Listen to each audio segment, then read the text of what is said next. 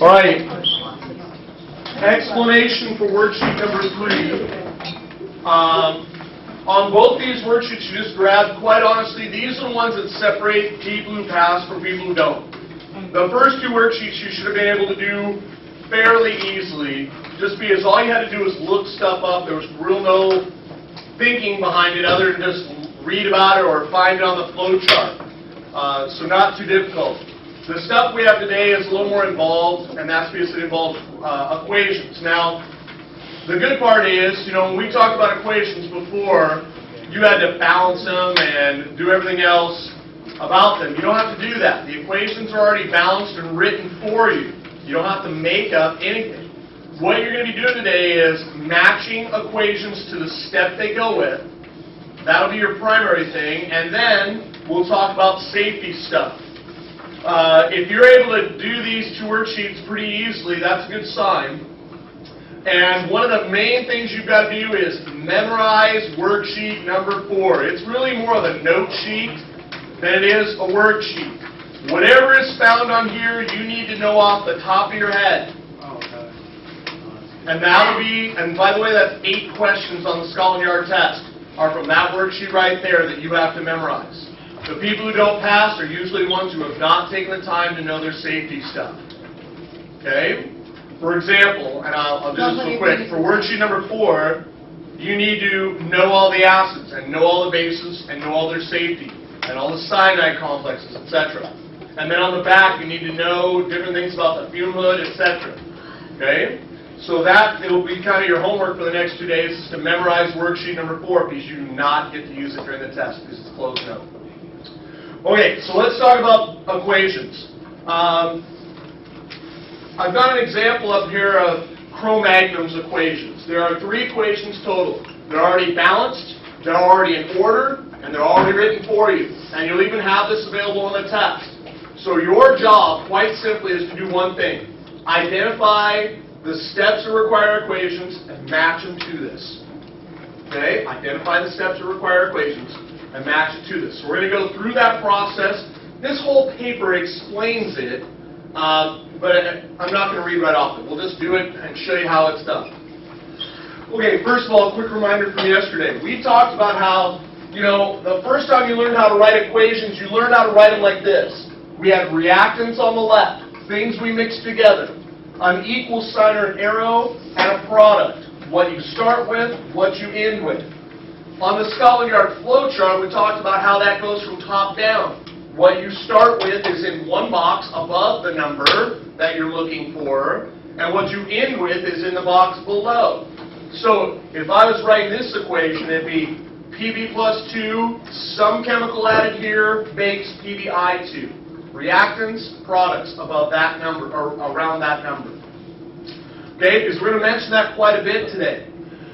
There are 3 steps to figuring out the equations for a criminal. 1, list all the steps that you did. 2, figure out what ones require equations. And 3, match those to the list that's provided. Okay, and that list is on our pink list of equations for any criminal we've got. Okay, so we're going to do that very same thing for Cro-Magnum.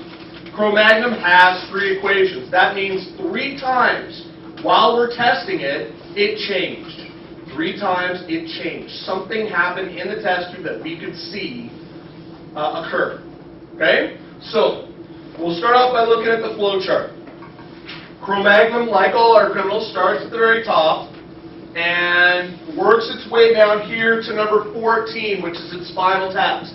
So just like when you were a kid and tracing your way through a maze, we're going to trace our way from the top to where it says guilty and write down every step that we see along the way. Okay? So when we start up here, we go 1, 5, 6, 12, and 14. Those are all the steps that I would do to trace my way from the top to where it says guilty. And ideally, when you're doing the lab, that would be all the steps you need to do to get there. Okay? So 1, 5, 6, 12, and 14. So I'm going to write those up here just like this. 1, 5, 6, 12. That's the way you would write it on your accusation form. Because the accusation form will have lines on it for you to write equations. So you'll list all the steps you did for a criminal when you're done with it. Okay? You know it's your guilty party. Now you're writing it up to turn it into me. Okay? We write it like this with all the steps, and then we're going to figure out which ones of these need equations. Okay? Now how do we know? We know they need equations if the formula for chromium changes. If the formula for chromium changes, we know it needs an equation. So we'll start up here on the top. Here's chromium. I'm going to check step number 1 first. Box above, box below for chromium. So I look at number 1. It was Cr plus 3 at the start. I go below, and it's still Cr plus 3. Because our formula did not change, then nothing happened in that step. Okay? So therefore, step 1 does not need an equation. So I'm going to cross it out just like that. And I expect it done like that when you turn in your accusation forms. Okay? Now I check step number 5. So I find here, once again, box above, box below the number that I'm looking at. So number 5, I have Cr plus 3. I add some chemical. And now I've got to change. Because now it says CrOH3. Cr plus 3 to CrOH3. Because our formula changes, that means step 5 needs an equation. So I'm going to circle it. And eventually, I got to figure out which equation matches to it. Okay? Then I go to 6. CrOH3, I add some chemical. CrO4, is that different? Yeah. Absolutely it's different. We lost the H and added some more O's. So CrO3 to CrO4, CrOH3 to CrO4. So step 6 requires an equation. Then we get to step 12. CrO4 is the box above. CrO4 is the box below. Does that change? No, it isn't. It's the same formula. CrO4 to CrO4 with a -2. Same formula. So that did not change. So it doesn't have an equation.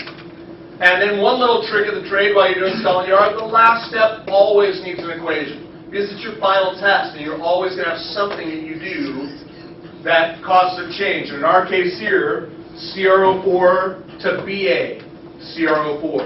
So it did change. So I circle 14 also. Okay? So an example test question you might see similar to this is, for Cro-Magnon, which steps require equations? Well, it's 5, 6, and 14. Okay? If I just said, what are the steps for Cro-Magnon, it'd be 1, 5, 6, 12, and 14. But the ones that require equations, in other words, the ones where something happened, is 5, 6, and 14. That's the process we just did, and an example question you can see on the test. Okay? So now, I know which steps require equations. Now, I've got to match them to the equations on here. Okay? So, let's go back, and I'm going to kind of pull this one out of here. It's just not going to work like that. Let's look at step 5 and see which equation matches step 5. Okay? I have 3 to choose from. They're listed on the top of this sheet. Those are the 3 equations for Cro-Magnon. So I got to match them up to which one's which. So step 5, I have Cr plus 3 to CrOH3. Okay, that means I had to change. So what I need to find is something that has Cr plus 3 and CrOH3 in that order. In other words, reactant on the left, product on the right. So I look at my worksheet here, and the very first one in the list matches what I just said. It has Cr plus 3 on the left and CrOH3 on the right. And that means that equation is the one for step 5. So, quite literally, on my accusation form, or on your worksheet today, I would copy this right next to the 5. Okay? And I'd write it all down right here. So I'd start off with, and don't forget anything, Cr plus 3 with the little AQ, which stands for aqueous. That's the form it's in. Plus 3 NH4OH, liquid, blah, blah, blah. Okay? I'd write that whole thing out on that line. Okay? Or on the test, I would find that one, what letter it is. So that's how I found number 5. I looked at the box above, box below, and match that to the equation. Cr plus 3, CrOH3, and I match that to the equation that's listed. Okay, then I do the same thing for 6. It has CrOH3 to CrO4. So I look on my equations list again. CrOH3 to CrO4. Matches what's in the boxes. So that's my second one, and then of course that's my last one. Now that's one of the tricks of the equations. They're written in order that you would use them. So as soon as I saw this up here, I knew that was 5, 6, and 14. Okay, once I know what steps they are, they match exactly. Okay, so let's do another one, and we'll kind of do this together as we go and see how you do. We're going to do, let's do calcium field. Okay, we're going to do calcium field, same way. One more example. So for calcium, real quick, I want everybody look at your flow chart, see if you can figure out the steps. Don't say them out loud because I want everybody to have the opportunity. Everybody figure out the steps, that just the whole list. Don't worry about the required equations or not. What are the steps for calcium?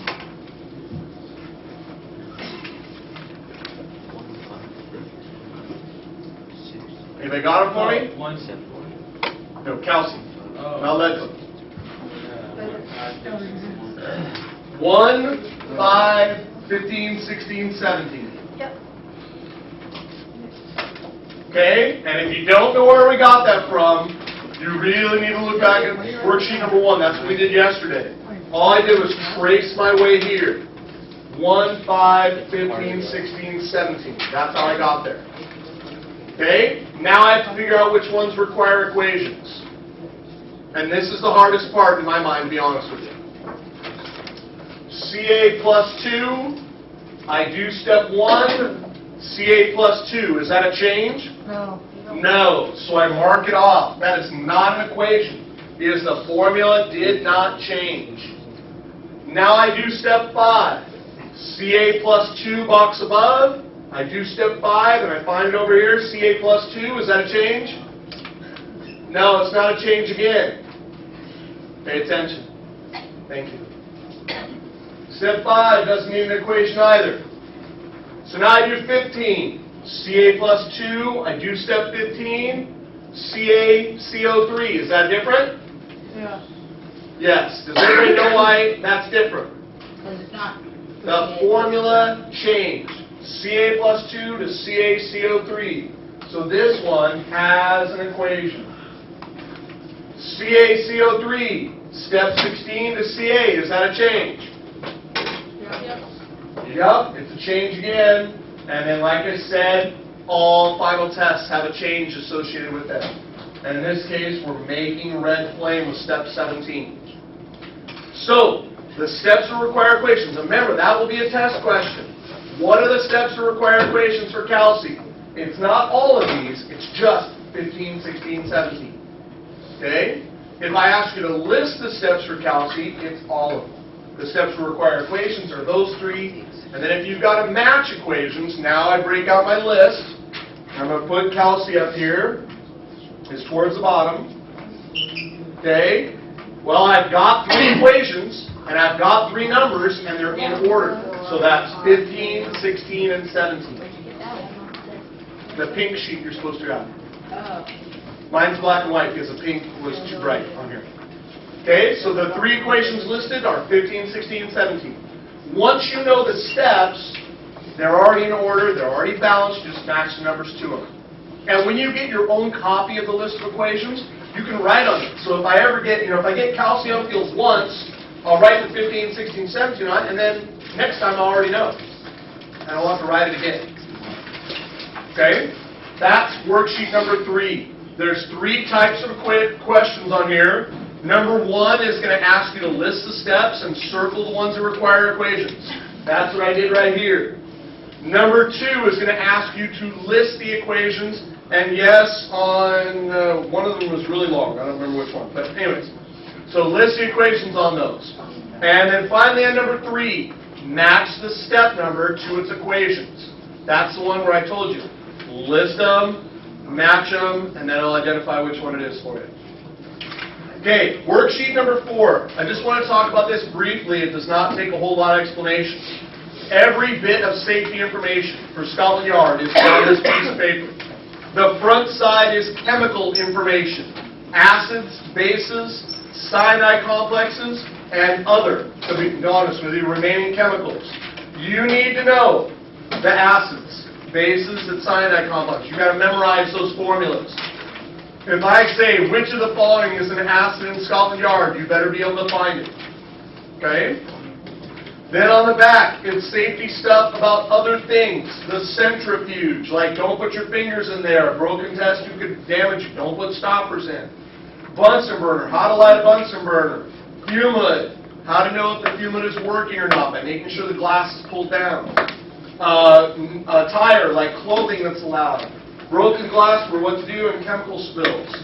Okay? You need to know that stuff off the top of your head. Do we have a glass garbage can thing that we put our glass in? Yes, we do. Absolutely. It's right behind.